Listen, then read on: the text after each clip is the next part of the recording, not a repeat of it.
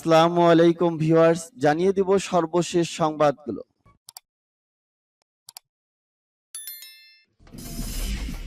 সংবাদের শুরুতেই জানিয়ে দিব সংবাদ শিরোনাম। ইউক্রেন যুদ্ধ নিয়ে যে হুঁশিয়ারি দিলেন জাতিসংঘ মহাসচিব। ইউক্রেনে রাশিয়ার আরো বড় হামলার আশঙ্কা বাড়ছে। তুরস্ককে সব ধরনের সাহায্য করবে যুক্তরাষ্ট্র। যুদ্ধের প্রস্তুতি নিচ্ছে উত্তর কোরিয়ার সেনাবাহিনী।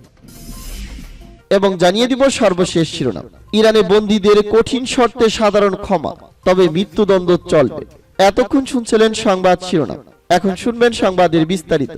তো বন্ধুদের কাছে রিকোয়েস্ট রইল, এই ভিডিওতে একটা লাইক দিবেন, আর ভালো লাগলে অবশ্যই বন্ধুদের মাঝে শেয়ার করে দিবেন। ইউক্রেন যুদ্ধ নিয়ে যে হুঁশিয়ারি দিলেন জাতিসংঘ মহাসচিব। রাশিয়া ইউক্রেন সংঘাত নিয়ে বিশ্বকে সতর্ক করেছেন জাতিসংঘ মহাসচিব আন্তোনিও গুতেরেস।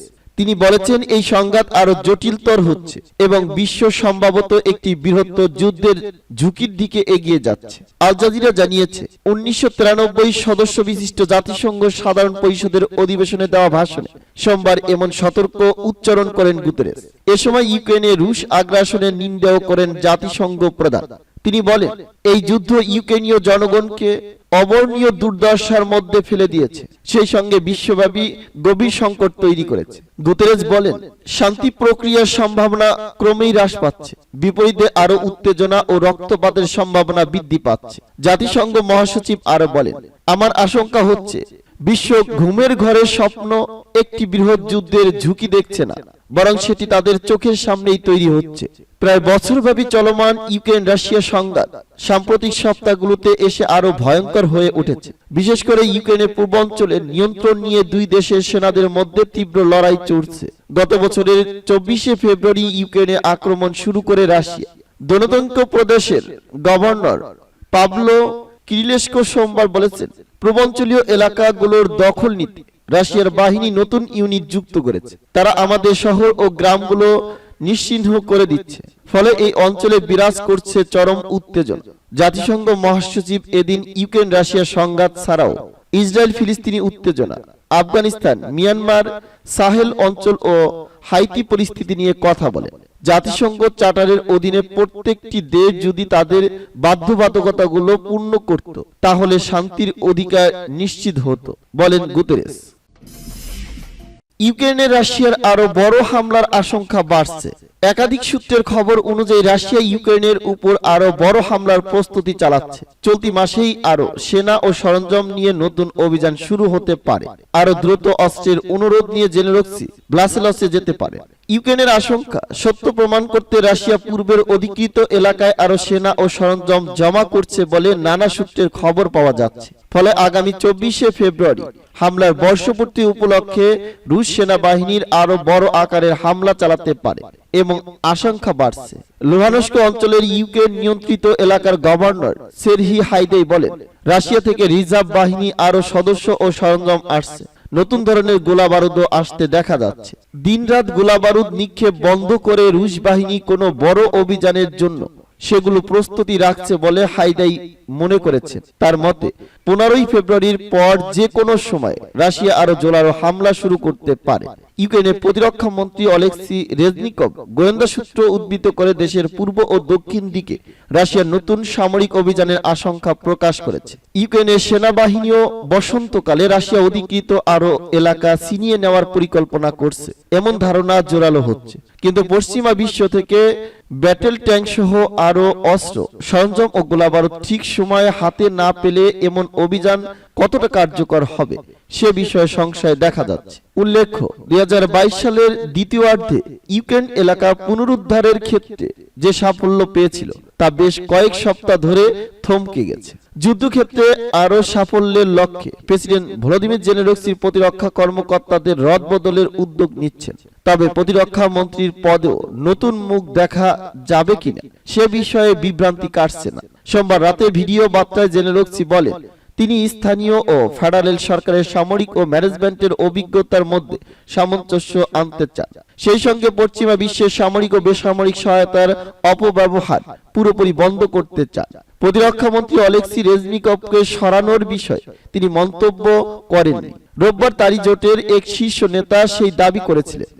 এমন পরিস্থিতির মধ্যে ইউক্রেনের প্রেসিডেন্ট জেলেনস্কি চলতি সপ্তাহে ইউরোপীয় ইউনিয়নের শীর্ষ সম্মেলনে সশরীরে যোগ দিতে পারেন বলে জল্পনা কল্পনা চলছে।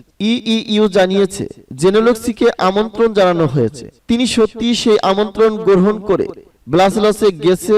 সেটা হবে যুদ্ধ শুরু হওয়ার পর দেশের বাইরে তার দ্বিতীয় জানাজ সফর। প্রেসিডেন্টের দপ্তর থেকে সে বিষয়ে এখনো কোনো মন্তব্য করা হয়নি। গত বছর ওয়াশিংটনে গিয়ে জেলেনস্কি প্রেসিডেন্ট জো বাইডেনের সঙ্গে মুখোমুখি আলোচনা করেন এবং মার্কিন কংগ্রেসে ভাষণ দিয়ে আরও অস্ত্র ও সামরিক সরঞ্জামের প্রতিশ্রুতি আদায় করেন। ইউরোপের কাছ থেকেও তেমন সাড়া পেলে তিনি ঝুঁকি নিয়ে ব্রাসেলস যেতে পারেন বলে অনুমান করা হচ্ছে। তুরস্ককে সব ধরনের সাহায্য করবে যুক্তরাষ্ট্র। শক্তিশালী ভূমিকম্পে লন্ডভন্ড হয়ে গেছে তুরস্ক ও সিরিয়া। শত শত ভবন ধসে পড়েছে, নিহত হয়েছেন ৪,৫০০-এর বেশি মানুষ।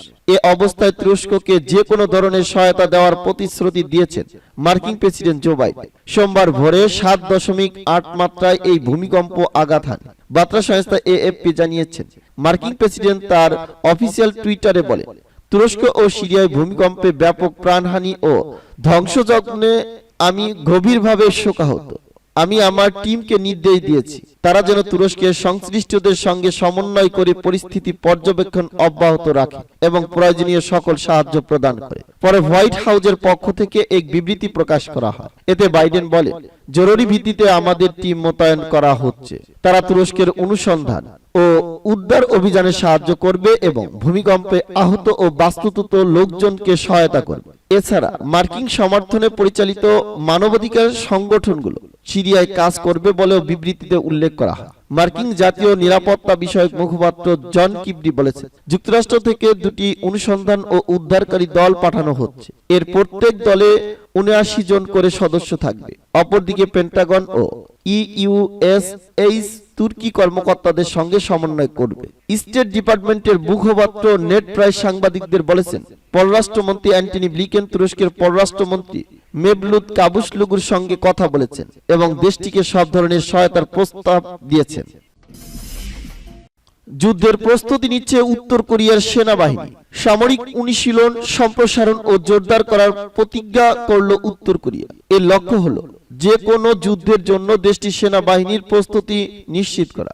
রাষ্ট্রীয় বার্তা সংস্থা কোরিয়ান সেন্ট্রাল নিউজ এজেন্সি জানিয়েছে, সোমবার ক্ষমতাসীন ওয়ার্কার্স পার্টির সেন্ট্রাল মিলিটারি কমিশনের এক বৈঠকে সিদ্ধান্ত নেওয়া হয়। বৈঠকে সভাপতিত্ব করেন দেশটির নেতা কিম জং উন।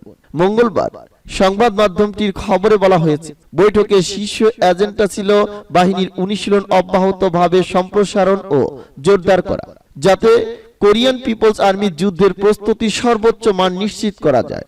আল জাজিরা খবরে বলা হয়েছে, উত্তর কোরিয়ার সেন্ট্রাল মিলিটারি কমিশনের এই বৈঠক এমন সময় অনুষ্ঠিত হলো যখন দেশটির সামরিক বাহিনী বৃহৎ মহড়া প্রদর্শনের প্রস্তুতি নিচ্ছে। বুধবার পিপলস আর্মির ৭৫তম প্রতিষ্ঠা বার্ষিকী উপলক্ষে এই মহড়া অনুষ্ঠিত হবে, যেখানে উত্তর কোরিয়া তার ক্রমবর্ধমান পরমাণু অস্ত্র ও ক্ষেপণাস্ত্র কর্মসূচির নমুনা প্রদর্শন করতে পারে বলে মনে করা হচ্ছে। বাণিজ্যিক স্যাটেলাইট চিত্রে দেখা গেছে উত্তর কোরিয়ার সেনারা পিয়ংইয়ংয়ে মহড়া পরিচালনার ব্যাপক প্রস্তুতি নিচ্ছে।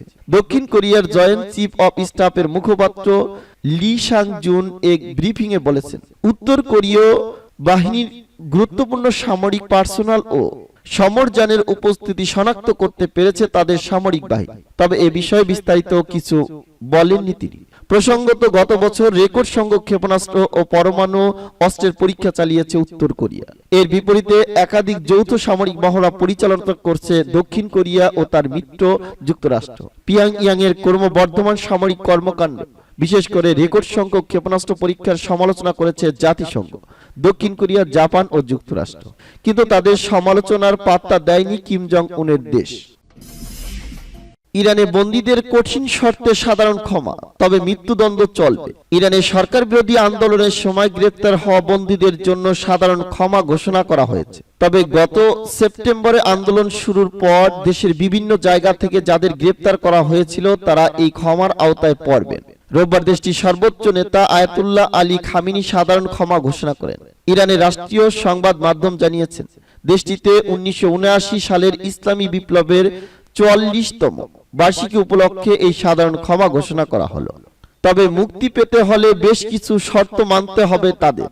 ঘোষণায় জানানো হয়েছে, বন্দীদের মধ্যে যাদের দ্বৈত নাগরিকত্ব রয়েছে তারা এই ক্ষমার আওতায় পড়বেন না। এছাড়া সামাজিক ও রাজনৈতিক অস্থিরতা ছড়ানো, বিদেশি গুপ্তচর হিসেবে কাজ করা এবং সরকার বিরোধী শক্তিগুলোর সঙ্গে সম্পর্ক রাখার অভিযোগ রয়েছে যাদের বিরুদ্ধে, তারাও এই সাধারণ ক্ষমা পাবেন না। ধর্মীয় বিশ্বাস ভাঙ্গা বা রাষ্ট্রীয় নিরাপত্তা লঙ্ঘনের অভিযোগ থাকলেও কাউকে মুক্তি দেওয়া হবে না।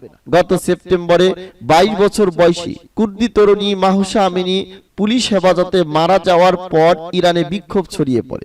ঠিকঠাক মতো হিজাব না পরার অভিযোগে 13 সেপ্টেম্বর তাকে গ্রেপ্তার করে তেহরানের পুলিশ। পুলিশের দাবি, মাহসা অসুস্থ হয়ে পড়লে 16 সেপ্টেম্বর তাকে হাসপাতালে নেওয়া হয় এবং সেখানে মৃত্যু হয় তার মৃত্যুর ঘটনাকে কেন্দ্র করে উত্তপ্ত হয়ে উঠে পুরো ইরান। নারীদের উপর নিপীড়ন ও দুঃশাসনের প্রতিবাদে রাস্তায় নামে লাখো মানুষ। বিক্ষোভ দ্রুত সারা দেশে ছড়িয়ে পড়ে। অনেক নারী বিক্ষোভের প্রতি সমর্থন জানিয়ে নিজেদের হিজাব খুলে ফেলেন। বিক্ষোভে পুলিশের হামলায় 300 জনের মৃত্যু হয়। এদিকে রোববার সাধারণ ক্ষমা ঘোষণার দিনে এলনাজ মোহাম্মদী নামে এক নারী সাংবাদিককে আটক করা হয়। সংস্কারবাদী হাম্মি হান পত্রিকায় কাজ করেন এলনাজ। তার বোন এলাহি মোহাম্মদীয় সাংবাদিক। এলা গত সেপ্টেম্বর মাহসা আমনির শেষ কিত্তা অনুষ্ঠানে প্রতিবেদন করার পর গ্রেপ্তার হয়েছিলেন। ইরানে প্রায় প্রতি বছরই ইসলামী বিপ্লবের বার্ষিকীর আগে এরকম সাধারণ ক্ষমা ঘোষণা করা হয়, তবে এবারের ঘোষণাটি বিশেষ গুরুত্ব দিয়ে দেখা হচ্ছে।